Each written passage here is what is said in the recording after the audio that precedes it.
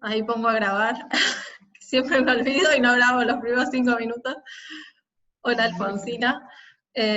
Bueno, gracias por sumarse hoy a nuestro segundo serie de debate.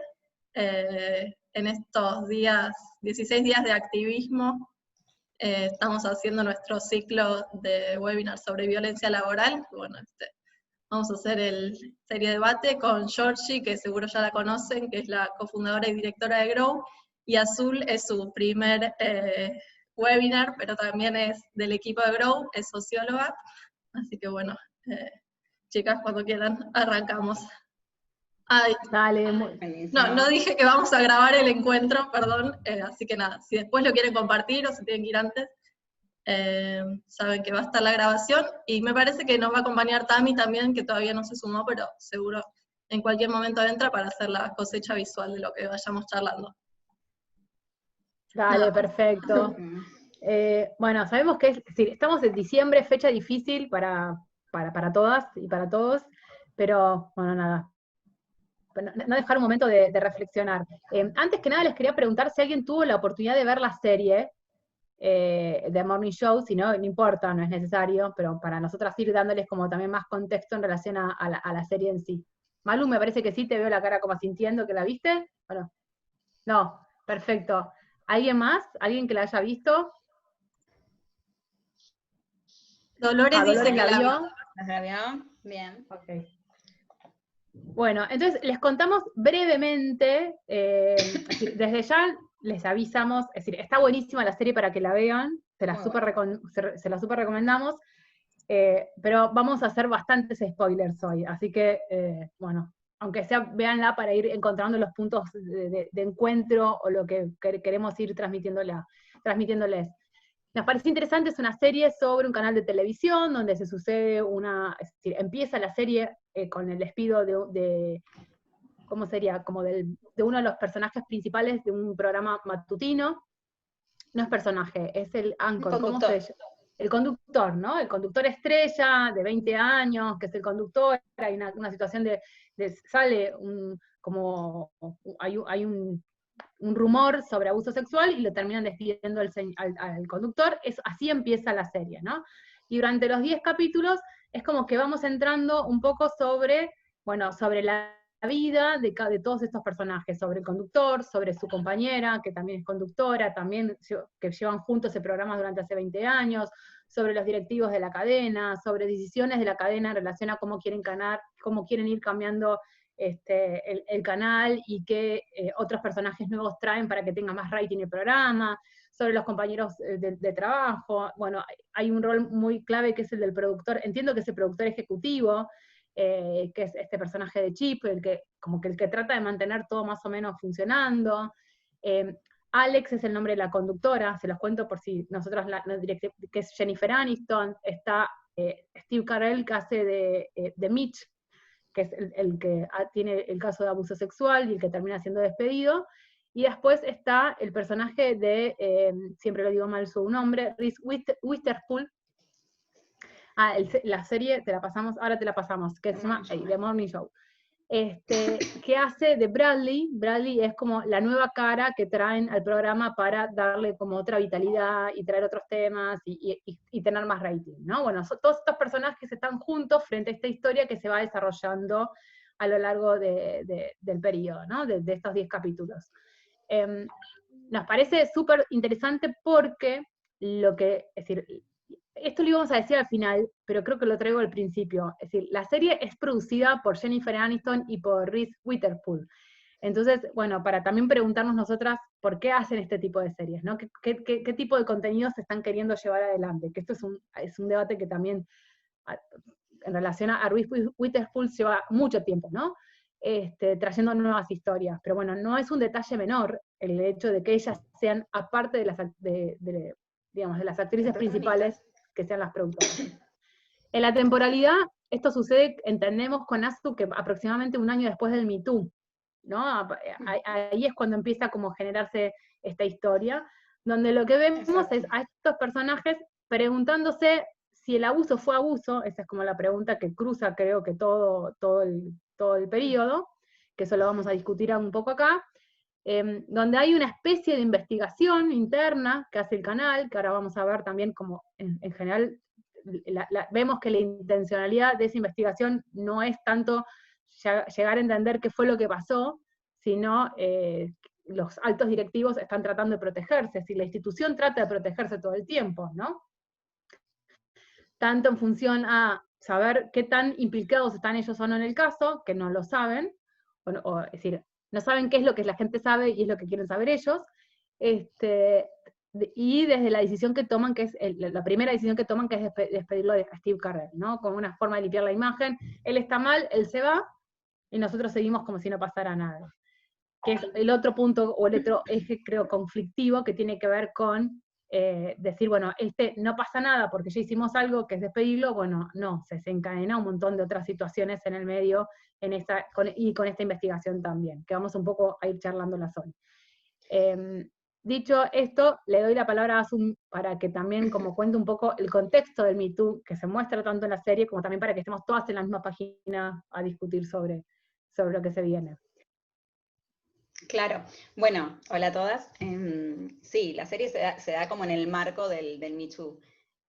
No hace referencia a un año en específico, pero es evidente, digamos, que se trata, digamos, del contexto. De hecho, en un capítulo en el que la serie va al pasado, ellos mismos se encuentran dando la noticia que originó el Me Too. El Me Too es un movimiento que se originó en el 2017 en Hollywood, cuando un grupo de actrices, creo que eran 6 actrices, impulsaron una denuncia colectiva contra un productor de cine que se llama Harvey Weinstein por abuso sexual, al que luego se fueron sumando, a través del hashtag MeToo en Twitter, se fueron sumando decenas cientos, miles de personas, contando situaciones de abuso sexual, de acoso, de violaciones en la industria más poderosa del mundo a nivel cultural, que es Hollywood.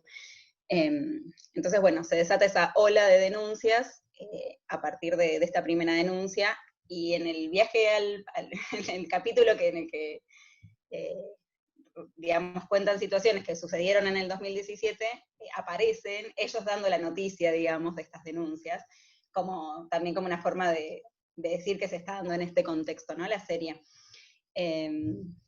Bueno, nada, el movimiento Me Too fue muy fuerte, fue como la voz que denunció algo que se sabía o que todo el mundo sabía que sucedía en el ambiente, pero nadie lo decía públicamente, y en el marco de que se empiezan a revitalizarse los movimientos de mujeres en todo el mundo, a partir del Ni Una Menos también, es donde, digamos, empiezan a ser públicos estos abusos y deciden no callarse más, y esto también llega al mundo de las actrices, ¿no?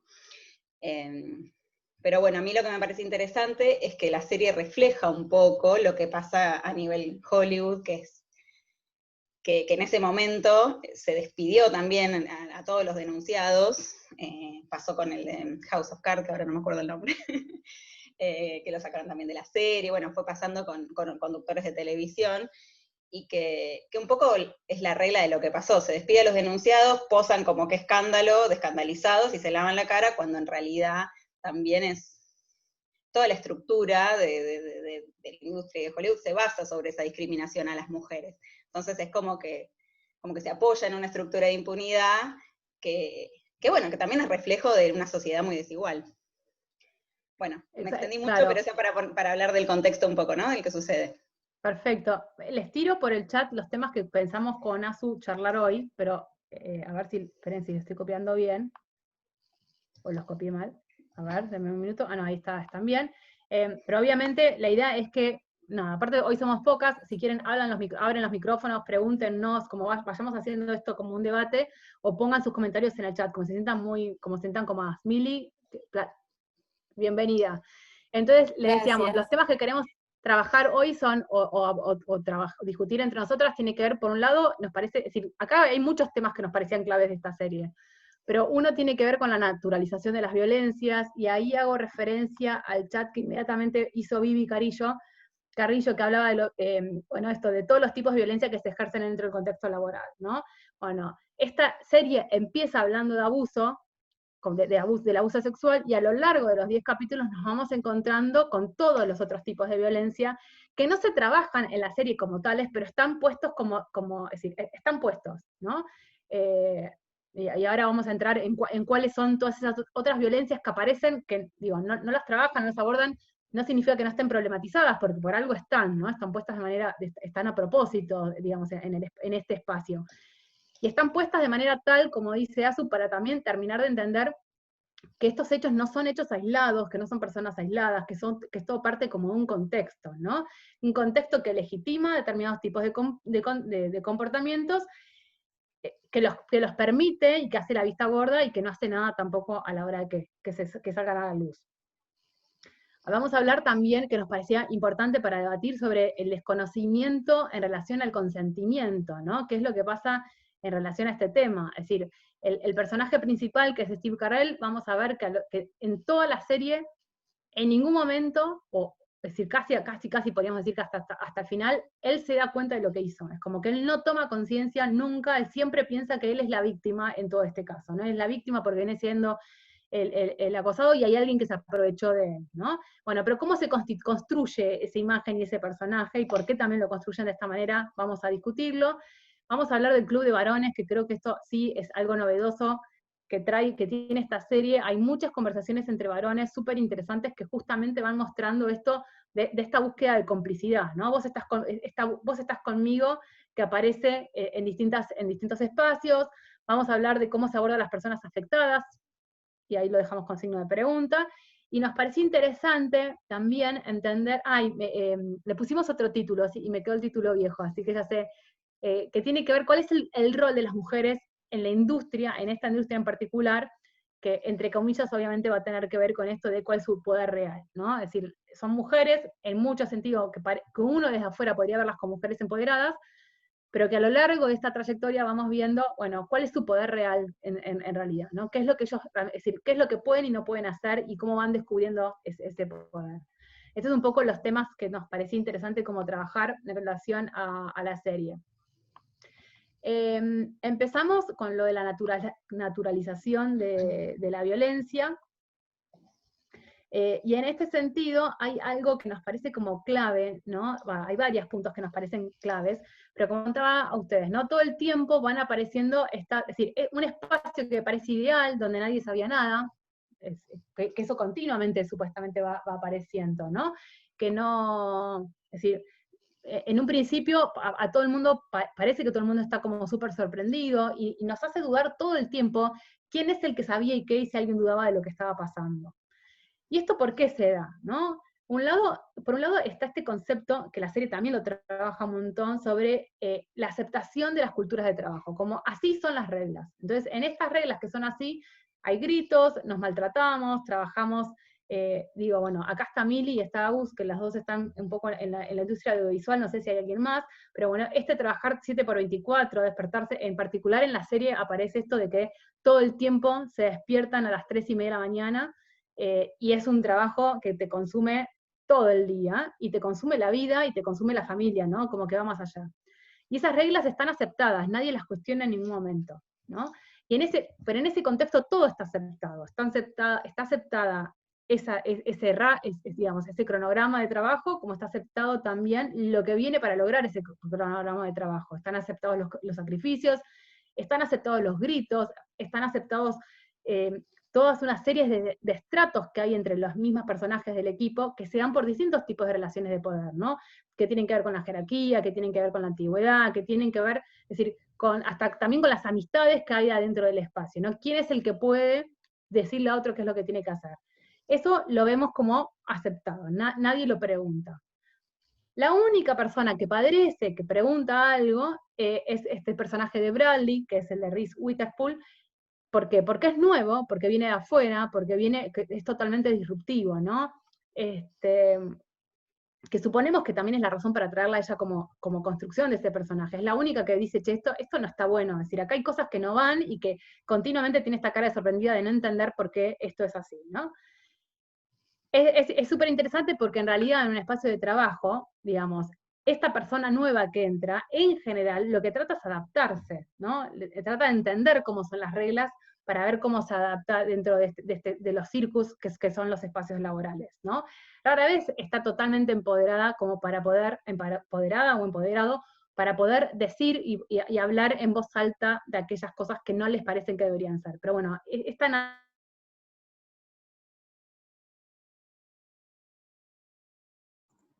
nosotros llamamos como la invisibilización de las relaciones de poder, que esto se ve continuamente también.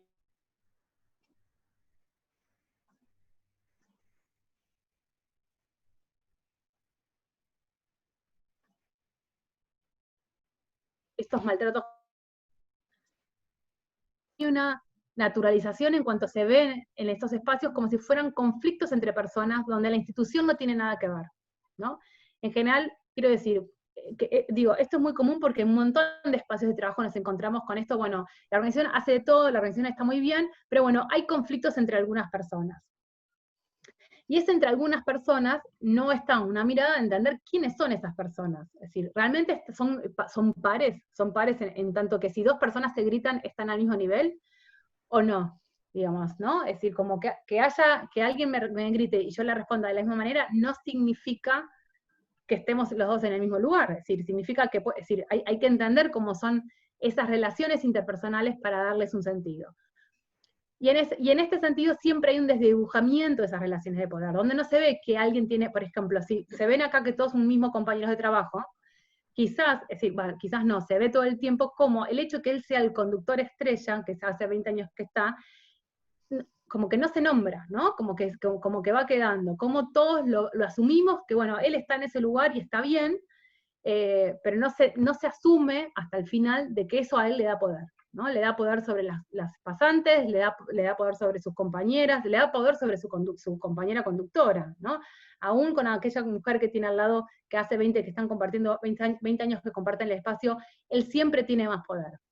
Y ese poder está dado porque es varón, ese poder está dado porque es un varón que tiene mucha antigüedad, que esa antigüedad aparte le dio también otros contactos a otro nivel, es decir, como toda la cúpula lo viene acompañando.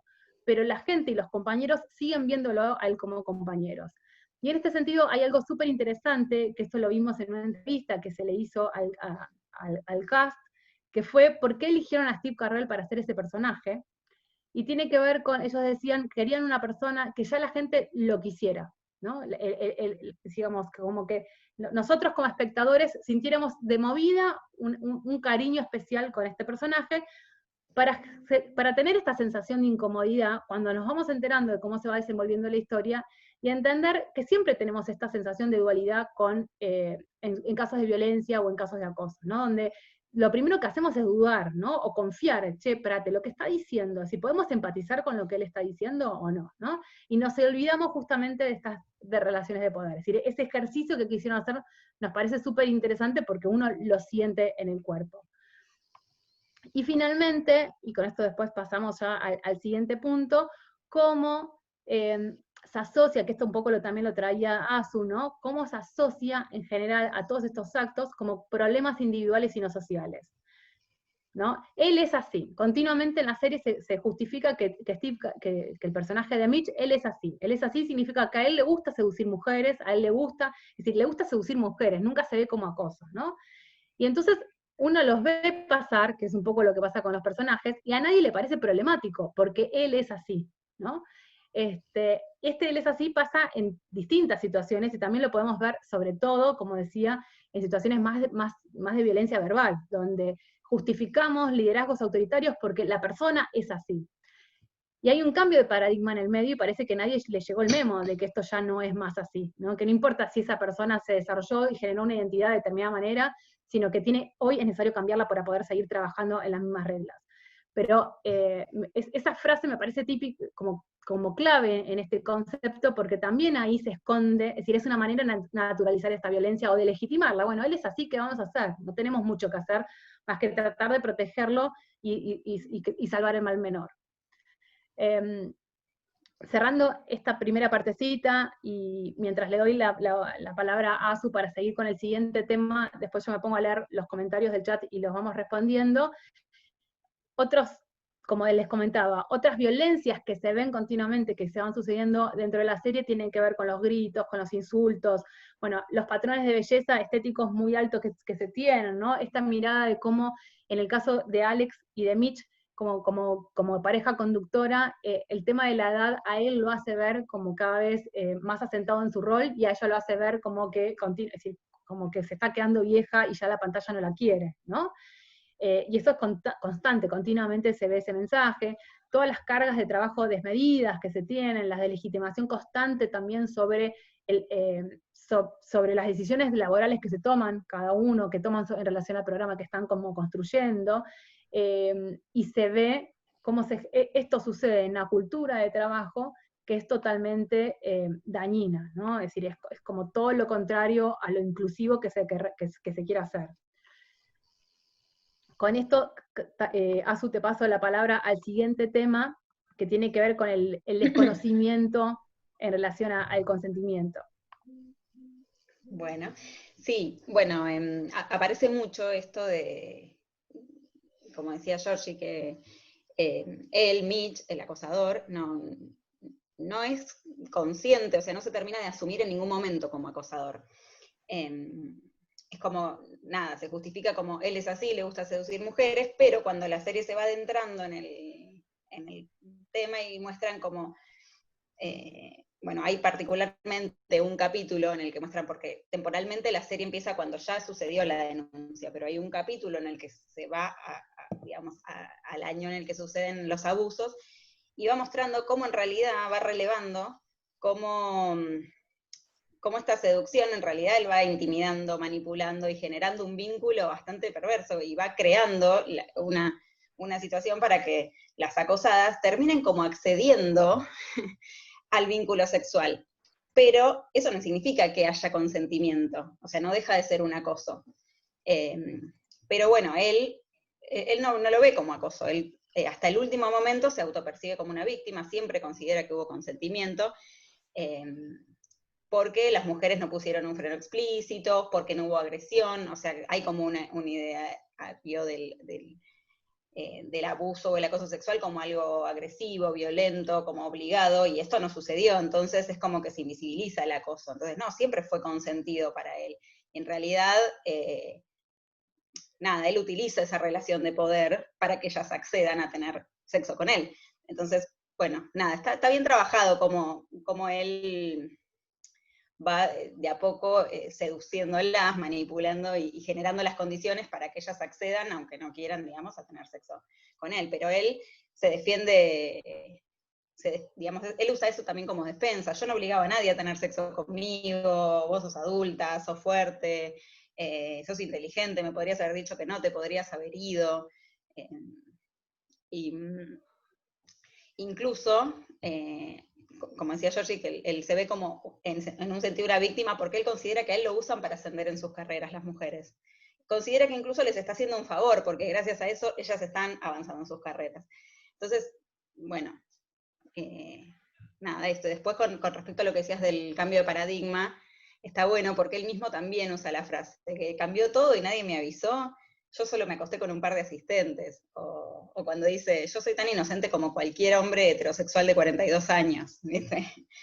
Y hay una parte donde dice también, primero vinieron por los violadores, después vinieron por los poderosos, y después vinieron por, no sé, los tipos comunes, ¿no?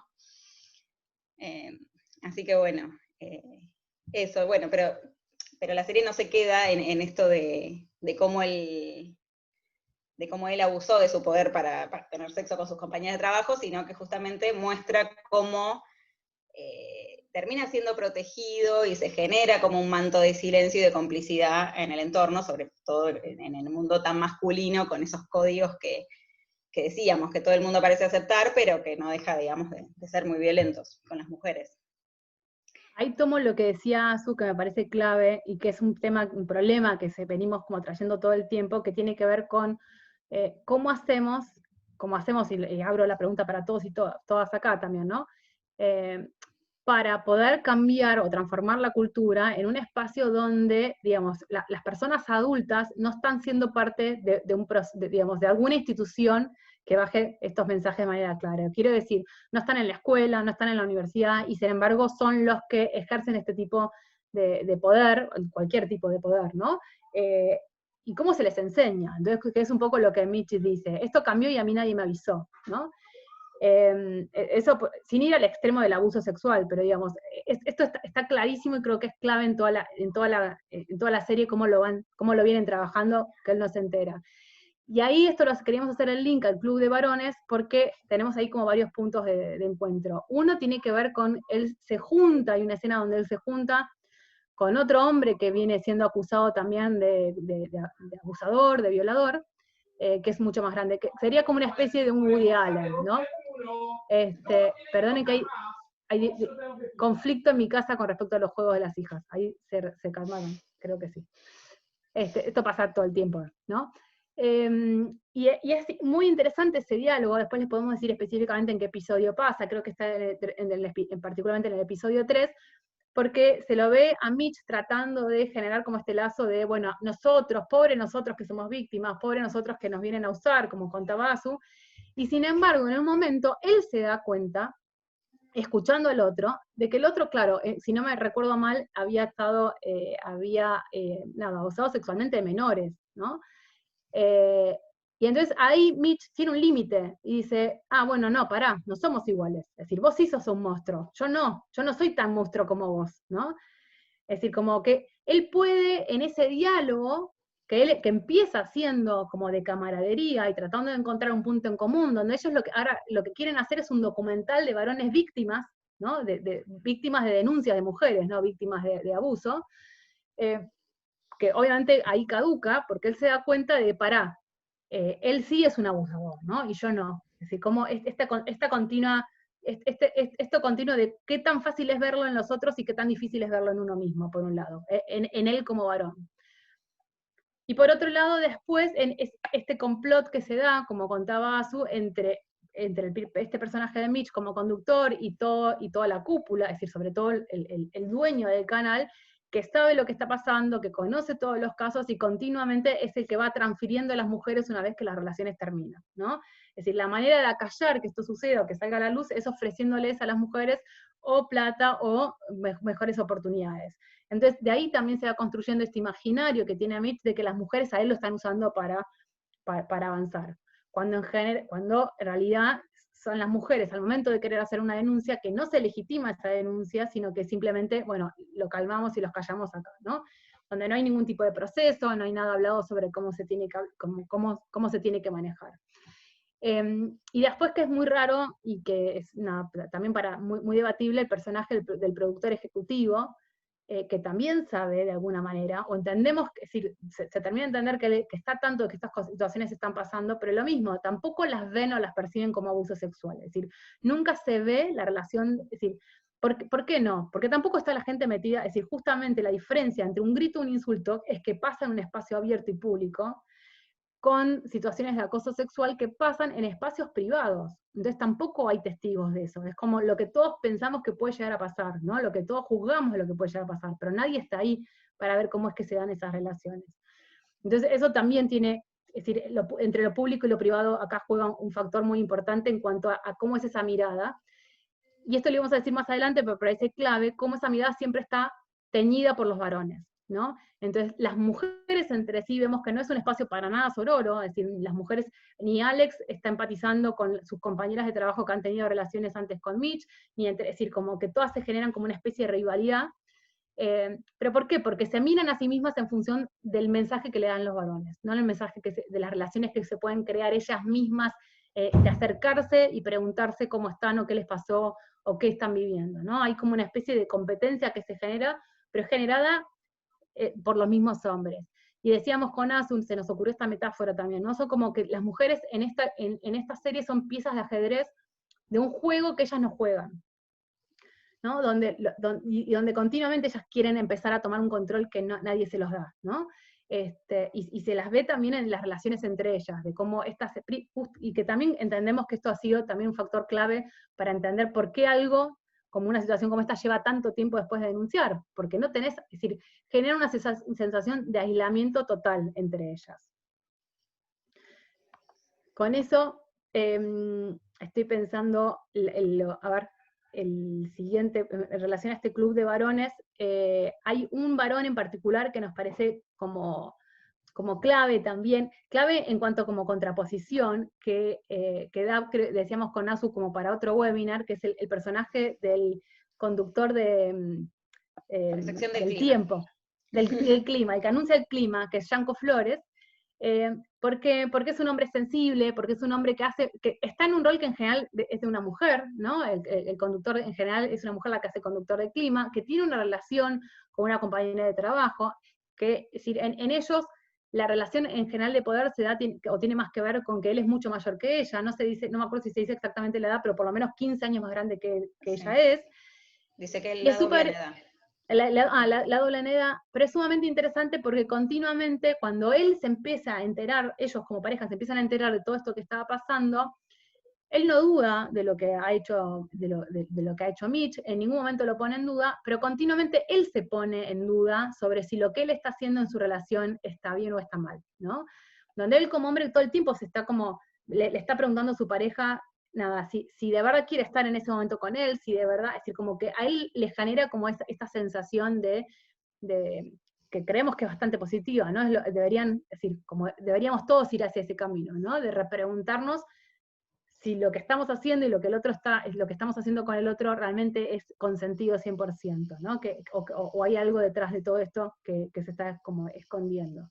Decimos que es un personaje muy particular porque aparte de tener un rol de mujer, también vemos ese conflicto con la pareja en tanto a qué tanta validez le da a ella, es decir, ella que es una piba joven, muy inteligente, recibida de una de las grandes universidades, bueno, ¿qué gana ella con estar con él? Que ella también se lo pregunta, pero bueno, eso es para otro debate y otra pildorita que pone la serie para entender justamente qué pasa también en las relaciones amorosas y estos mandatos que tenemos de cómo tienen que ser los hombres y quién es un hombre poderoso, ¿no? Yanko evidentemente no es un hombre poderoso, y eso continuamente nos lo trae la serie. Sí. Bueno, no sé si tienen preguntas, o que alguna que haya visto la serie quiere aportar algo en este sentido de lo que fuimos charlando, o bueno, eso vayan, no sé, diciendo, escribiendo en el chat, hablando, está todo bien. Si no, si te parece, Georgie, voy pasando a hablar un poco de cómo se aborda a las mujeres que fueron afectadas por el abuso sexual, ¿no? A las que serían las víctimas del abuso. Por un lado, algo que me pareció interesante es, para poner en contexto, es muy claro en la serie cómo en realidad nunca hay una preocupación por estas mujeres, ¿no? De entrada se lo despide a él y todo el esfuerzo está puesto en limpiar la imagen, en quedar bien parados, en no quedar manchados por la situación, en ver, cada uno está muy preocupado, mucho más por cómo se sienten las mujeres afectadas, por cómo se van a proteger, porque en algún punto todos sienten algo de que en algún punto fueron cómplices o que, o sea, todos están muy incómodos con la situación, no se sienten cómodos con que avance la investigación porque siempre es como que hay algo en juego, como que los puede tocar en algún punto, ¿no? Pero toda esta preocupación nunca es por cómo están las mujeres, qué les pasa, qué necesitan, cómo se sienten. Por el contrario, es justamente salvaguardarse ellos mismos. Pero bueno, hay un momento donde entrevistan a una de las chicas que hizo la denuncia, que había sido compañera de ellos y se había terminado yendo del canal. Y ahí surge un pequeño comentario de Jennifer Aniston, del personaje de Jennifer Aniston, que me pareció interesante, que es cómo abordarlo, ¿no? Como, cuando dicen, va a venir una de las víctimas, y ella dice, no hablemos de víctimas, hablemos de denunciante. Después vemos si ella se asume como víctima o no. Eso me pareció muy interesante por un lado. Pero bueno, en general muestra mucho cómo, lo que decíamos al principio, lo que decía yo al principio de cómo también se vivió en Hollywood, que en realidad estuvo mucho más puesto en mostrar una imagen de que no estamos involucrados en esto, es un caso aparte, él es el acosador, nosotros no tenemos nada que ver, limpiamos nuestra imagen. pero en ningún momento se preocupa por estas mujeres, no se busca un especialista, no se busca a nadie que asesore, que pueda contener la situación, y cuando no sé, cuando invitan para entrevistar a esta chica que, digamos que fue la víctima del abuso, ella no quiere ir porque dice, me moviliza mucho ir hasta allá, no sé cómo no voy a poder entrar al canal de nuevo, realmente me afecta mucho, y nada, la tratan de convencer todo el tiempo con este discurso de que hay un bien mayor detrás, que tu testimonio le va a servir a otras mujeres, va a ser muy significativo, y la exponen a una revictimización constante con tal de tener una imagen, tanto el canal como la cadena, qué sé yo, nada, mostrar este mensaje de que acá no se toleran este tipo de comportamientos, pero a la vez los estuvimos dejando pasar todo el tiempo, ¿no? Es muy, muy claro como esa hipocresía constante que hay en el ambiente. Hay como en cuenta que, a ver, esto obviamente que tiene como esta doble cara y complejidad en cuanto como industria, ¿no? Donde no solamente es lo que pasa adentro del espacio, sino también es como la posibilidad que tienen de exponer frente a otros. Que por ahí en cualquier otro tipo de empresa o institución donde esto no se da, bueno, siempre queda como en el ámbito de esa organización, ¿no? Pero bueno, este mensaje está, ¿no? Y muchas veces sobre, más que mensaje en realidad, no hay una estrategia, esto que decía Azu, en relación a entender cómo podemos proteger a las personas que sufren estas situaciones, sea de violencia laboral, y pongo el abuso sexual como una cosa, como algo aparte, porque es muchísimo, es decir, nada, ya es como el extremo de lo que queremos evitar, ¿no? Pero marca, y esto es muy común, ¿no? De que esté puesto el enfoque en tratar de encontrar al culpable, en tratar de entender la situación, que es sumamente importante para poder desterrarla, pero no trabajamos en qué les pasa a las personas que son afectadas por esta situación.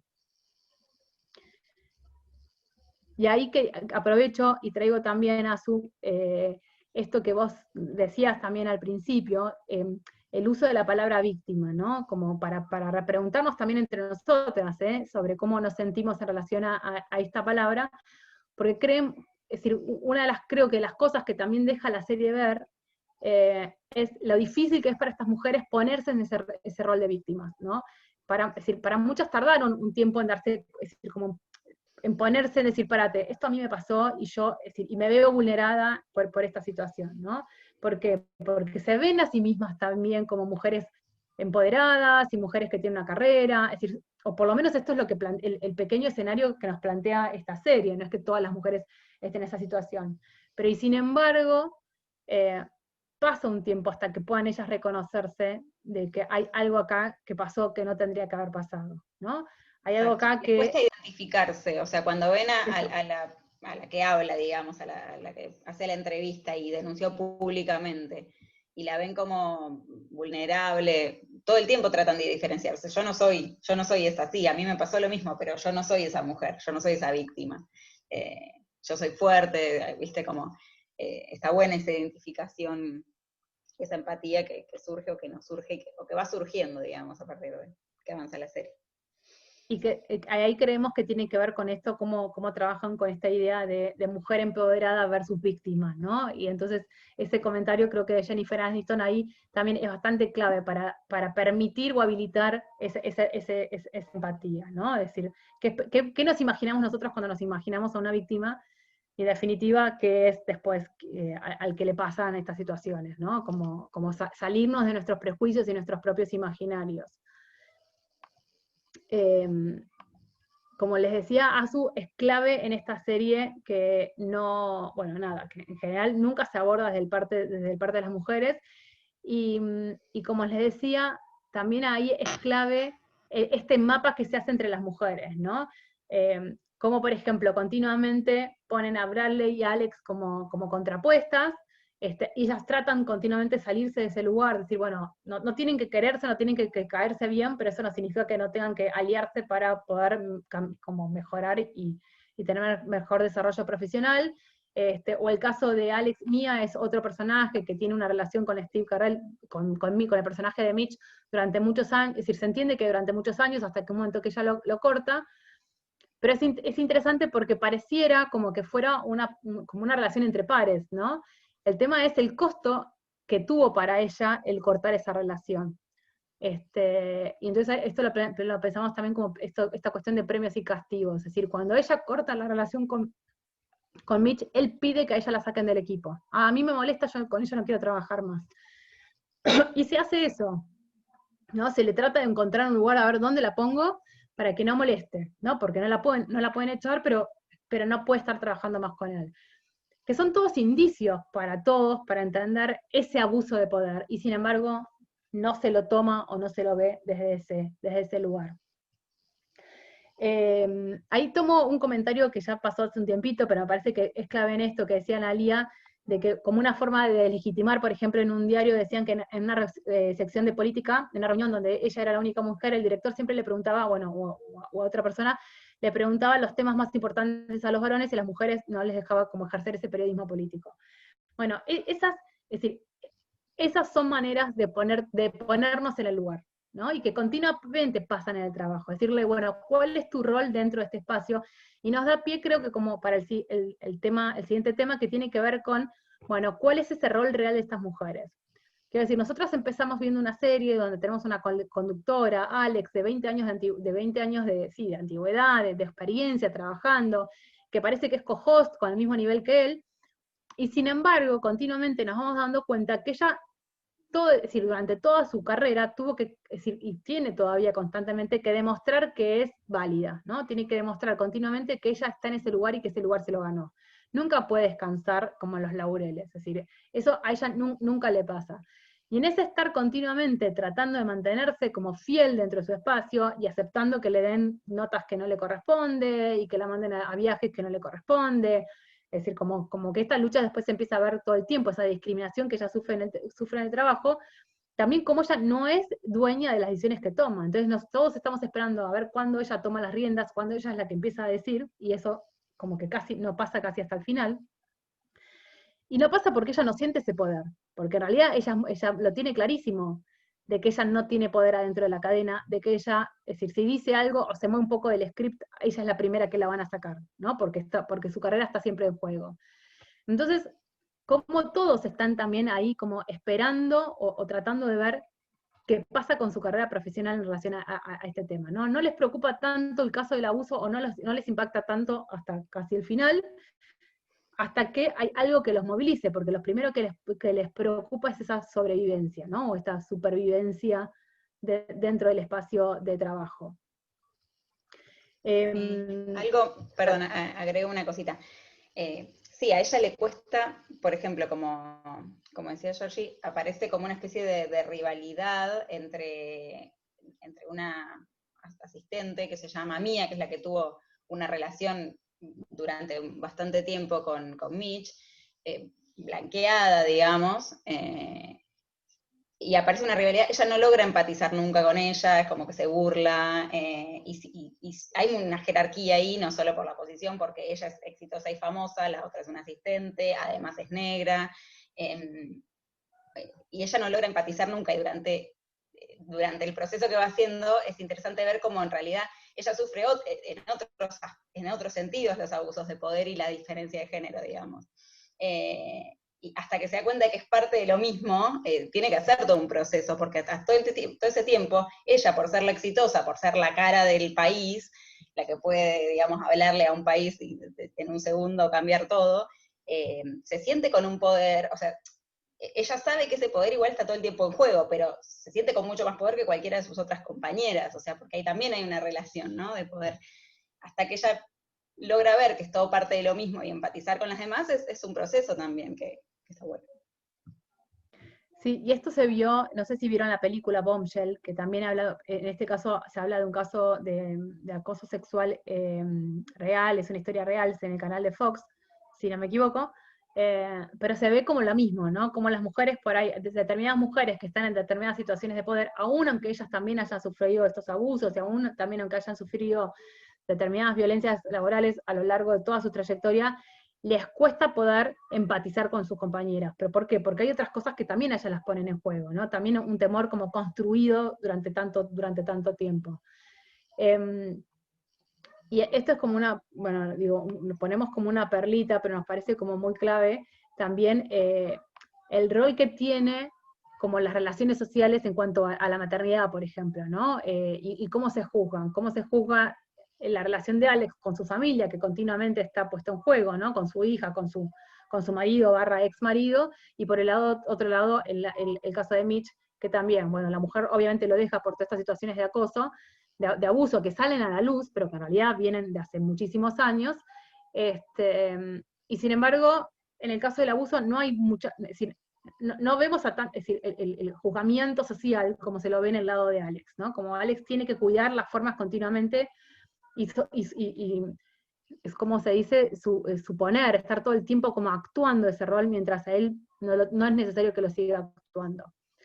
Exacto, ¿no? Hay algo que, con respecto a la maternidad y a la familia, todo el tiempo se nota como ella la juzgan porque su prioridad no es la familia, sino su carrera. Incluso cuando se quiere divorciar, le dicen, pero ¿por qué ahora, justo en este momento? Van a asociar que que tuviste algo con Mitch, o que estás celosa, o que vas a tener, no sé, todo el tiempo se juzga en relación, o tu marido te dejó porque está con una más joven, o vos, bueno, nada, es como que está en constante cuestionamiento, toda su vida privada de manera constante. Tiene que cuidar todas las formas cuando para él no es nunca un problema, él es infiel toda la vida y no pasa nada. No pasa nada hasta que no se hace público, y ahí Claro. es cuando, bueno, empieza como con todo este conflicto. Pero bueno, cerrando y queriendo escuchándolas también a ustedes, a ver si alguien tiene una duda, o también, o si las que vieron la serie tienen como algún otro punto de vista. La verdad que nos pareció clave en tanto a cómo muestran, es decir, el cambio de los personajes a lo largo de los 10 capítulos, ¿no? El cambio de las mujeres en cuanto a cómo van descubriendo y mirando con otros ojos lo que pasó, tratando, es decir, no digo tratando porque un poco que lo van entendiendo porque se van viendo forzadas a ver estas situaciones, ¿no? Y se van como cayendo esta naturalización que tenemos, es decir, todos empiezan en un mismo lugar y van llegando de alguna manera u otro, algunos más cerca, a algunos les toma más que otros, a entender qué fue lo que pasó, y quizás el último que le cae la ficha, y por ahí tendríamos que ver la sesión, como es la temporada 2, a ver si termina de pasar, pareciera que fuera el que está realmente implicado, ¿no? Es decir, esto termina de una manera muy dramática, entonces que genera como este corte para entender, esto estamos hablando de la vida de una persona, no es que estamos hablando, es decir, parece que estamos hablando del consentimiento, pero en realidad estamos hablando de algo mucho más allá, mucho más allá. Y lo que trae también clave es esto de la responsabilidad institucional que veíamos diciendo, que lo dijimos al principio, pero que tiene que ver con todo el hilo. Es decir, más allá de cada uno de los personajes y cómo actúan en este mapa, la ausencia de la institución es la que hizo posible que esto sucediera en un primer caso y que se sostuviera a lo largo del tiempo. Es decir, si esta institución como tal, los dueños del canal, la gente de recursos humanos, los líderes, hubieran detectado a tiempo las señales o las alertas que les hacían ver que esto estaba pasando o que podría llegar a pasar, podrían haberlo detenido muchísimo antes, ¿no? Creo que también es otra como gran moraleja, es decir, de todo lo que está mal, de todo lo que no se debe hacer, de todo lo que pasa ¿qué pasa con un grupo, qué pasa con una institución donde no está sensibilizada con la temática, y donde lo único que importa a veces es esto de buscar al culpable y sacarlo, ¿no? Como parte, sin entender que ya de por sí hay ciertas prácticas que terminan estando instaladas y que se replican si no se remueven. Las escuchamos a ustedes, a ver si quieren alguien poner más algún comentario ahí también por el chat, o quiere abrir el micrófono.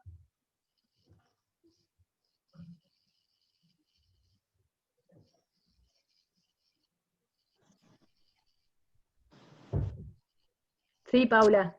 Hola chicas, bueno, me encanta el análisis que están haciendo de una serie que me fascinó, que me encantó, pero recién cuando te escuchaba decía, bueno, vos decías, bueno, hay que estar atentas para ver las alertas, y para que haya alertas tempranas, y entonces poder actuar. Por supuesto que dijiste que tiene que existir mayor sensibilidad con el tema, pero la verdad es que yo creo que lo que muestra la serie es que ni viendo las alertas más obvias, es esa edad, digo esa edad porque me siento identificada con esa edad, serían personas entre 45 y 55, estaban preparadas para ver lo obvio, y qué maravilloso también que Hollywood pueda retratar con tanto detalle este tipo de situaciones. La verdad es que yo sentí que en la política pasaba eso exactamente o peor, pero que ellos van mucho más adelantados en los Estados Unidos, de eso no tengo duda, hasta como te abrazan van adelantados, porque ellos te abrazan de costado, incluso para no invadirte tu cuerpo. Así que imagínate en este momento, después de todo el Me Too, todo lo que nos falta, pero realmente felicitarlas porque me pareció genial en análisis, y seguir trabajando, alentarlas a eso, porque hay un camino enorme por recorrer, eso quería decir. No, gracias, Pau, buenísimo. Es muy loco, ahí me pasa algo con el tema de qué tan adelantados o no están, ¿no? Y decir, somos culturas muy, muy diferentes. Entonces creo que ahí Estados Unidos es súper interesante para analizarlo en comparación digamos, pensándolo en Argentina, en cuanto a decir, en lo que tiene que ver con legislación, con marco, es decir, nosotros realmente vamos más adelantados que ellos, porque ellos no tienen ni siquiera, no sé, hay ciertas figuras que ni siquiera las tienen, ¿no? En relación a los derechos humanos. Sin embargo, claro, es decir, eso no invalida a que como socialmente puedan generar determinadas discusiones que quizás nosotras, a ver, pienso cuando Azu trajo lo del Me Too, no sé si recuerdan todo un debate que se generó como 7, 8 meses después entre Cannes y el Me Too. Entonces en Francia las actrices decían que el Me Too era muy puritano, y entonces en Francia no. Y decís, bueno, espérate, ¿esa es la discusión que tenemos que tener? ¿O la discusión tiene que ser otra? ¿No? Y otra vez, es decir, la discusión que tenemos que tener tiene que ir como, bueno, en cada una de nuestras sociedades, en función de nuestras culturas, ¿cuáles son esas alertas? Y lo que vos dijiste ahí también es clave. A ver, digamos, nosotras como personas adultas, nos cuesta muchísimo ver esas alertas, porque no las conocemos, porque nadie nos las enseñó. Digamos, como que es un poco lo que Mitch dice, igual, bueno, no es justificativo para Mitch que se va al extremo, ¿no? Digo, nadie me pasó el memo de que esto había cambiado. Bueno, pero es necesario, de alguna manera, como instituciones, asumir que hay algo, un mensaje que uno tiene que bajar, porque evidentemente ese mensaje no llega, ¿no? De que esto no corresponde.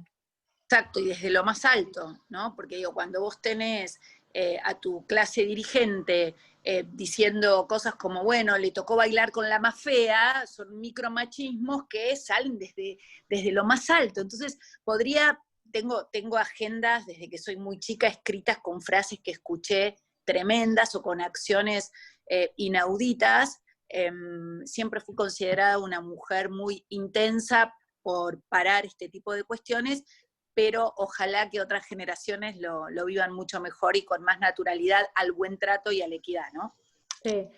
Leo el comentario de Pamela que me parece también clave, cuando Pamela dice esto, que le parece interesante conjugar estas desigualdades con las propias de cada sociedad. Por ejemplo, la precariedad laboral aumenta los riesgos de sufrir violencias, por eso los análisis de género deben ser interseccionales. Eso estamos totalmente de acuerdo, y aparte entender que, claro, los trabajos informales son, es decir, las personas que están en trabajos informales son las más vulnerables, porque el temor a perder ese trabajo, es decir, no tenés ningún tipo de protección, ¿no? ¿En qué te protege a que no va a haber una represalia? ¿En qué te protege a que vas a poder, es decir, no solamente en ese trabajo, sino también el impacto puede tener en otros trabajos, ¿no? También ese temor que uno tiene a que, que te prohíban trabajar en cualquier otro, en la misma industria, ¿no? Es decir, que se desparrame tomo lo que vos decías, Paula, ¿no? Que vos sos muy intensa, como sos muy intensa, mejor que con vos no trabajen, que no trabajen nunca nadie más. Entonces, si alguien pone en duda el por qué una mujer acepta una promoción, por ejemplo, podría llegar a ponerse en duda, ¿no? ¿Por qué los personajes como Hannah acepta esa promoción, o Mia se sostiene ese trabajo? Bueno, porque puede ser que estén muy convencidas que no van a conseguir otra cosa si salen de ahí, ¿no? Porque las va a seguir el mote de que la manera que tuve de conseguirlo es esa. Que en la película Bombshell eso se ve, ¿no? Y que es un caso real, es decir, mujeres que denunciaron y que nunca más pudieron volver a trabajar en la televisión. Porque son difíciles, es decir, los tipos no son las difíciles son ellas que dijeron que no. Claro.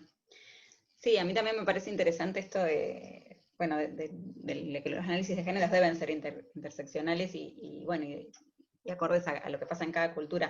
Me parece que lo que muestra esto es que si mujeres que son poderosas o muy visibles, millonarias, etcétera, son acosadas, entonces, ¿qué pasa con la mayoría de las mujeres que no somos millonarias, que no somos poderosas y que además estamos atravesadas por un montón de otras cuestiones, que ahí también surgen, digamos, de jerarquías laborales, de cuestiones de raza, de clase, bueno, un montón de otras opresiones que hace que estemos en una posición de desigualdad mucho mayor, unas que otras, o si son migrantes, etcétera.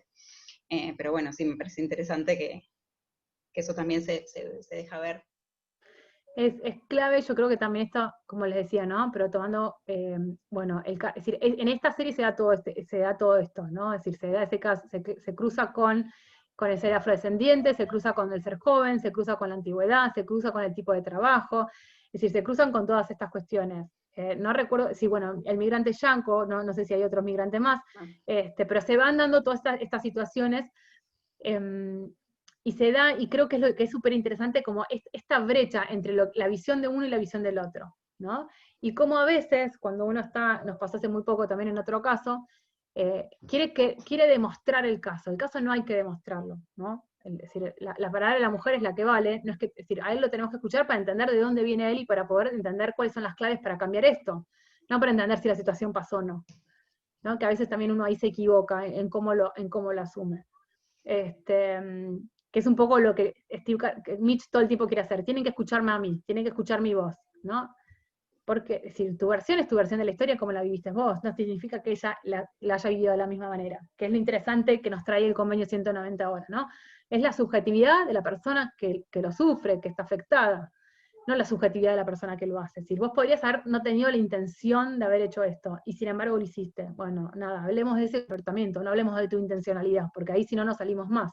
Es como, nada, caemos en un pozo que no nos va a ayudar a resolver la situación. No sé si alguien más quiere hacer algún último comentario y cerramos nuestro espacio.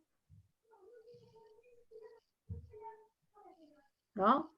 Bueno, muchísimas gracias a todas por haberse sumado. Ahí tenemos nuestro resumen del dibujo de hoy de Tami. Gracias por esto. Ahora después se los compartimos a todas. Bueno, si alguien se quedó pensando, les generó alguna otra duda, escríbanos. Ahora Tali les va a pasar como todo el material también, como para seguir también discutiendo y aprendiendo entre todas, porque bueno, nos parecía interesante como usar estos espacios no solamente para nosotras hablarlo, sino también para escucharlas a ustedes, ¿no? Y decir, bueno, cómo podemos seguir reflexionando sobre este tema y también identificar qué otras reflexiones nos hacen falta transitar, ¿no? Y en los espacios donde estamos nosotros o en otros espacios. Así los vamos trabajando en conjunto. Así es. Bueno, muchas gracias a todas.